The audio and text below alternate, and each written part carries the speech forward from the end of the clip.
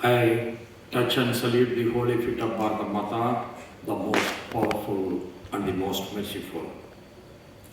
Honorable Justice Naresh Patil ji, Padmashree Awardee Sri Shankarbaba Paplkar ji, our Justice K.K.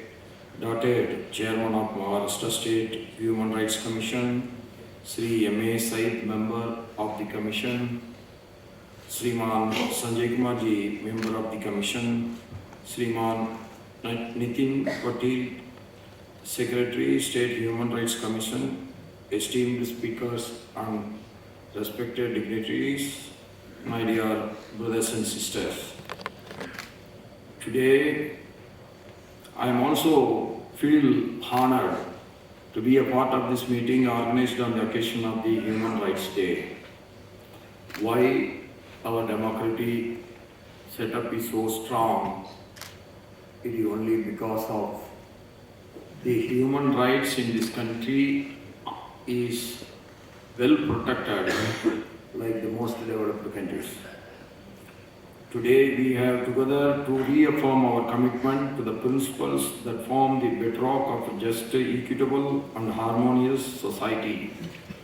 I extend my compliments to the Maharashtra State Human Rights Commission for its efforts in upholding the dignity and the rights of individuals across the state. Democracy means what? The individual right of every citizen should get protected. Otherwise, there is no democracy. And in that process, since its establishment, the Commission has been a beacon of hope for countless individuals and groups whose rights have been violated. Your work has been instrumental in addressing and pressing the issues and ensuring that the justice reaches even the most vulnerable. That is where your work is very important and it is significant in achieving the rights of the people who are in the bottom of the society. I also commend the Commission for organizing talks by experts on critical human rights challenges. Such deliberations are not just enlightening but pave the way for the actionable solutions. This year theme, Our Rights, Our Future, Rights Now, is both timely and visionary. It underscores the urgent need to safeguard the rights of vulnerable sections of the society, recognizing that our collective future hinges on the dignity and well-being of every individual. As we aspire to build a Vikshit Bharat, it is imperative that we uplift marginalized communities and address the structural inequalities that persist. One of the most pressing issues we face is poverty, which remains the greatest violator of human rights. When people are deprived of basic necessities like food, clothing, and shelter, their dignity is compromised. Our foremost priority must be to create opportunities for dignified and sustainable livelihoods, enabling every citizen to live with honor and self-respect. Equally important is the protection of our environment, which sustains life itself. Global warming and drastic climatic changes are causing a havoc in different parts of the world, including our Mother Bharat and our state, Maharashtra. We must accord topmost priority to tackling the global climatic changes. A harmonious society cannot thrive without reducing caste, ethnic, and religious divisions. In this, we should be proud of our culture. We should be proud of our mother tongue. We should be proud of our caste also. We can be proud of our religion also. But at no point of time we should think our caste is better than the other. Our religion is superior than the other. Our language is the most superior than the other languages. Everything is important. Everything has its own uniqueness. If that feeling comes everywhere, then the harmony comes automatically. And we all must work towards it. We must be proud, but we should never be fanatics. We must work collectively towards achieving the vision of Vasudhaiva Kudumbakam, the world as one family, the G20 slogan given by our Prime Minister to the world. I also wish to draw attention to the growing vulnerability of our senior citizens. With their numbers increasing, it is imperative to ensure they live in dignity and security. Unfortunately, before 20 years, there is no old age homes. Now, lots of old age homes are coming up. That is against our culture, but it is a changing society. But as far as possible, we see our elders are living with us. That should be our approach. That is our culture. That is our heritage. Whatever may be the care taken by others, that is different. If a small care taken by us towards our parents, our elders, that is a great thing. That we must always keep that in our mind. As the guardian of the scheduled tribes, I am particularly pleased to note the inclusion of the discussions on the plight of primitive tribes like the Bardi and Katkari. These communities are among the most vulnerable and require focused attention to protect their rights and improve their living conditions. Any development is always prized only with the development of everyone. Unless it is inclusive development, we cannot call it as a development. The haves and have-nots gap should be minimal. That is where the society is happy and the overall care for the society is being well taken. That we must always work for the deprived people and to uplift them. Farmers' distress remains another critical issue.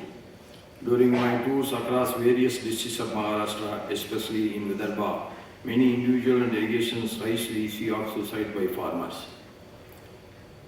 There are two reasons we have to understand. Not only the revenue of the farmers has gone down. Psychological issue also should be addressed. Mostly we are always thinking from one single point of view that farmers' income has gone down, because of that they are committing suicide.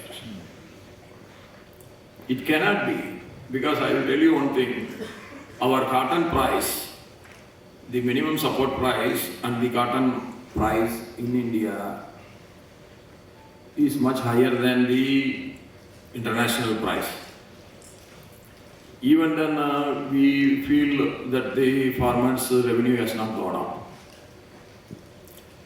You cannot sell anything which is above the international price anywhere. Luckily, our country is still consuming lot of cotton by itself. That is the greatest advantage we are having. You just imagine there is no export of garments, there is no export of fabric, then there will be no consumption of cotton within our country. If there is no consumption of cotton within this country, then you have to compete with the international price to export to the other countries. But it will be very, very difficult for our farmers to compete with American cotton or Australian cotton, where the domestic consumption of cotton is almost nil. So that type of situation we should not allow. We should make a real study. What is the reason behind these suicides? Farmers are there all over the country. But why in Vidarbha alone there are more farmers suicide? That has to be studied in detail. Then that real reason should be addressed. While independence is often highlighted, we must recognize that farmers' challenges are multi-faced and factors like climate change, lack of adequate support and mental health concerns and play a significant role. Counseling services for farmers can be a vital step towards addressing their distress holistically. That is where we have to do something. That is where the NGOs alone can do better, because any counseling should be done with a personal touch. We all know government machinery, personal touch is comparatively less. So that's why all the NGOs have to come out and they have to take care the psychological aspects of this issue. The rights of minorities, scheduled castes, scheduled tribes, women, children, transgender persons and persons with disabilities must remain at the forefront of our human rights agenda. But our